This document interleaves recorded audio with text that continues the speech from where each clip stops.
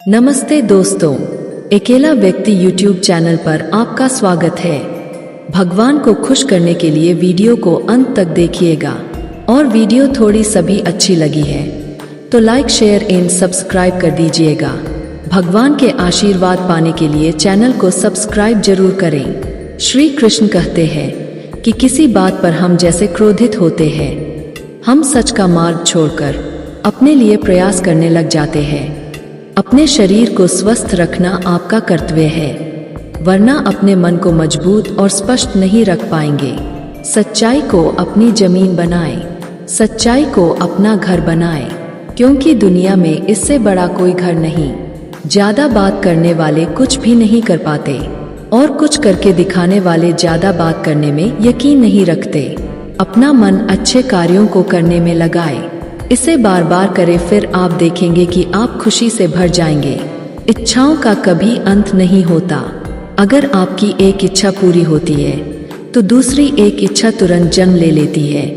असली समस्या यह है कि आपको लगता है कि कोई काम करने के लिए आपके पास बहुत समय है।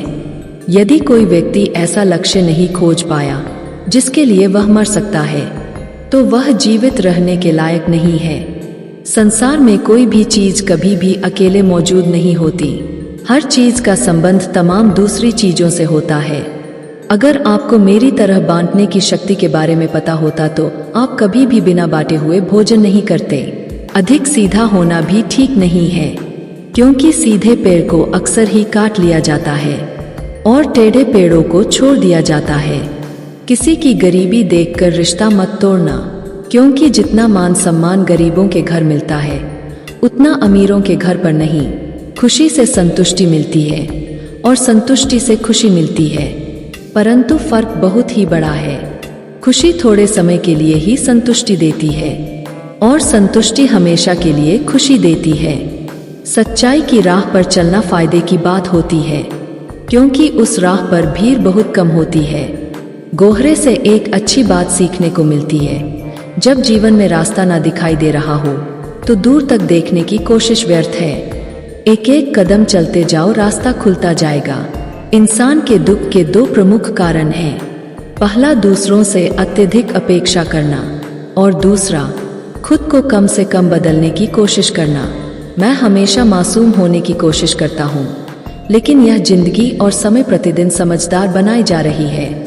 हम क्या करते हैं इसका महत्व कम है, किंतु हम किस भाव से करते हैं उसका महत्व बहुत है।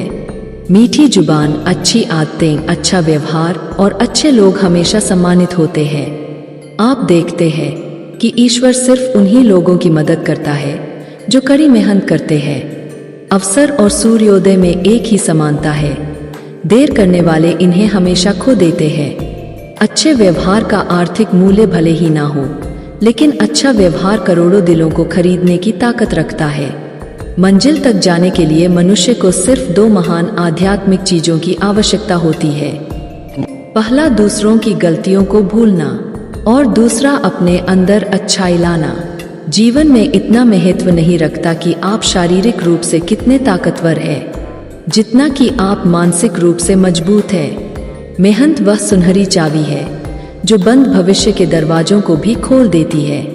एक दिन तुम जागो और पाओगे कि उन चीज को करने के लिए समय नहीं बचा जो तुम हमेशा से करना चाहते थे।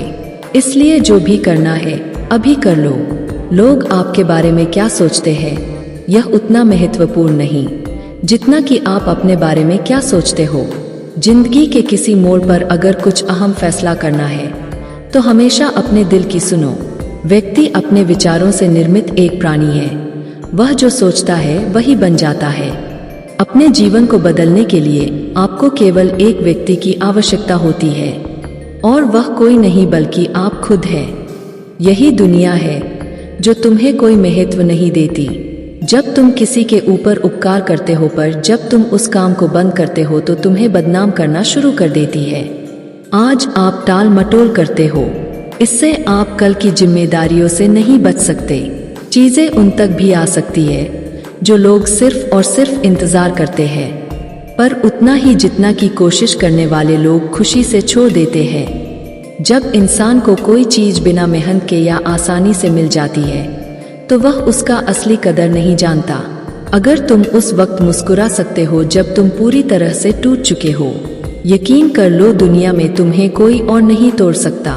जीवन में कभी आपको किसी चीज से डर लगे तो कभी अपने ऊपर हावी मत होने दो, बल्कि उस पर हमला करके उसे खत्म कर दो। सफलता की खुशी मनाना अच्छा है, पर उससे अधिक आवश्यक है कि आप अपने असफलता से सीख लो। इस दुनिया में सारे लोग अपनी गलतियों के लिए बहुत अच्छे वकील बन जाते हैं और दूसरों की गलतियों के लिए बहुत अच्छे न्यायाधीश। लोग जिंदगी भर भौतिक दुनिया में हर चीज के पीछे भागते रहते हैं और यह पता लगाना भूल जाते हैं कि सबसे महान खजाना तो उनके भीतर ही है। मैदान में हारा हुआ इंसान फिर से जीत सकता है, लेकिन मन से हारा हुआ इंसान कभी नहीं जीत सकता। परेशानी में कोई सलाह मांगे तो सलाह के साथ साथ भी दे देना, क्योंकि सलाह गलत हो सकती है पर साथ नहीं। कांटों पर चलने वाले अपनी मंजिल पर जल्दी पहुंचते हैं, क्योंकि कांटे कदमों की रफ्तार बढ़ा देते हैं। त्याग के बिना कुछ भी पाना संभव नहीं है, क्योंकि एक सांस लेने के लिए पहली सांस छोड़नी पड़ती है। समय सबको मिलता है जिंदगी बदलने के लिए, पर जिंदगी दोबारा नहीं मिलती। जब तुम गिरोगे तब तुम्हें उठाने वाले हाथ से ज्यादा तुम पर हंसने वाले चेहरे होंगे। अगर हमें अपने सफलता के रास्ते पर निराशा हाथ लगती है, इसका मतलब यह नहीं है कि हम कोशिश करना छोड़ दें, क्योंकि यह निराशा असफलता के पीछे सफलता छिपी होती है। जब तक आपके मन में नाराजगी के लिए विचार पोषित होते रहेंगे, तब तक आपका क्रोध भी बना रहेगा। लेकिन जैसे ही आप नाराजगी के विचारों को भुला देंगे, वैसे ही आपका क्रोध भी गायब हो जाएगा। यदि 4 बातों का पालन किया जाए कि एक महान लक्ष्य बनाया जाए, ज्ञान अर्जित किया जाए, कड़ी मेहनत से कड़ी मेहनत की जाए और दृढ़ मजबूत रहा जाए, तो इस जीवन में कुछ भी हासिल किया जा सकता है। अंत में यही चीज सबसे ज्यादा मायने रखती है कि आपने कितनी अच्छी तरह से प्रेम किया, अपने जीवन को कितना भरपूर जिया और आपने कितनी गहराई से लोगों की गलतियों को माफ किया। अगर आपको अच्छा साथी ना मिले तो अकेले चले, उस हाथी की तरह जो अकेले ही जंगल में घूमता है। अकेले रहना कहीं अच्छा है, बजाय उन लोगों के साथ जो आपके प्रगति में बाधा बनते हैं। एक समय की बात है, एक रमान सेठ ने अपने गांव के गरीब लोगों के लिए प्रति मास दान का प्रबंध कर रखा था। किसी को 10, किसी को 20, किसी को 50 उसकी पारिवारिक खर्च के आधार पर दान में मिलते थे। सभी लोग हर मास के प्रथम दिन आकर अपना रुपए ले जाते थे। यह क्रम वर्षों से चला आ रहा था। इनमें एक भिखारी भी था जिसका बड़ा परिवार होने के नाते उसे 50 हर मास मिलते थे। वह भिखारी भी हर मास के प्रथम दिन आकर अपने ने रुपए ले जाता था। एक बार मास की प्रथम तिथि को वह भिखारी रुपए लेने आया। इस बार सेठ के मुनीम ने कहा, भाई हिसाब में थोड़ा फिर बदल हुआ है, अब से तुम्हें 50 की जगह 10 ही मिला करेंगे। यह सुनकर वह भिखारी बहुत नाराज हो गया। उसने कहा, क्या मतलब, मुझे तो हमेशा से 50 मिलते रहे हैं, बिना 50 लिए मैं यहाँ से नहीं जाऊंगा। 50 की जगह मात्र 10 देने का क्या कारण है? मुनीम जी ने कहा, जिन सेठ जी की तरफ से तुम्हें रुपए मिलते हैं, उन सेठ जी की बेटी का विवाह है। उस विवाह में बहुत खर्च होने वाला है। उनकी एक ही बेटी है, लाखों का खर्च है। इस कारण अभी संपत्ति में थोड़ी असुविधा है, इसलिए अब आपको 50 की जगह 10 ही मिलेंगे। उस भिखारी ने क्रोध में हाथ पैर पटके और कहा, इसका क्या मतलब है? तुमने मुझे क्या समझ रखा है? मैं कोई अमीर नहीं हूँ कि मेरे पैसे काटकर सेठ अपनी लड़की का विवाह करेगा। अगर अपनी बेटी के विवाह में लुटाना है तो अपने पैसे लुटाओ।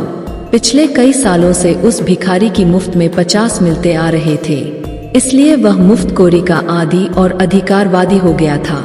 वह अपने आप को बड़ा मानने लग गया था। उसके 50 काट लेने पर उसका विरोध कर वह क्रोध और आवेश में आ गया था। भिखारी को जो मुफ्त में मिला वह उसे अपना अधिकार मान रहा था। उसमें से कुछ भी कटेगा तो वह विरोध करेगा, लेकिन उसे अब तक मुफ्त में जो मिला है, जो उसका अपना नहीं था, परंतु उसके लिए कभी उस सेठ को धन्यवाद नहीं दिया कि आप 50 प्रति मास देते हो, इससे हमारे परिवार का भरण पोषण होता है। लेकिन जब रुपए कटे तो विरोध अवश्य की। अब आप भी विचार करें, क्या हम भी कभी मुफ्त में प्राप्त हवा, पानी सहित अन्य तमाम प्राकृतिक सुख सुविधाओं के लिए भगवान को धन्यवाद देने मंदिर गए हैं? शायद ही किसी का उत्तर हाँ होगा। हम सभी अधिकतर केवल सुख की कामना हेतु ही मंदिर गए हैं। जीवन जिस प्राप्ति में हमारा कोई योगदान नहीं है, ऐसे सुंदर उपहार के लिए हमारे मन में उस ईश्वर के लिए कोई धन्यवाद नहीं है। लेकिन जीवन में आने वाले दुखों के लिए ईश्वर से ढेर सारी शिकायतें अवश्य होती है। जब भी हमने भगवान को पुकारा है तो केवल किसी पीड़ा या दुख निवारण हेतु ही पुकारा है। क्या आपने कभी धन्यवाद के लिए भगवान को पुकारा है? विचार अवश्य कीजिएगा। आज यही तक था। मुलाकात होगी दूसरा किसी वीडियो पर। तब तक के लिए अब सब खुश रहिए और ऐसे ही वीडियो देखने के लिए मेरा चैनल को सब्सक्राइब करके जरूर रखिएगा।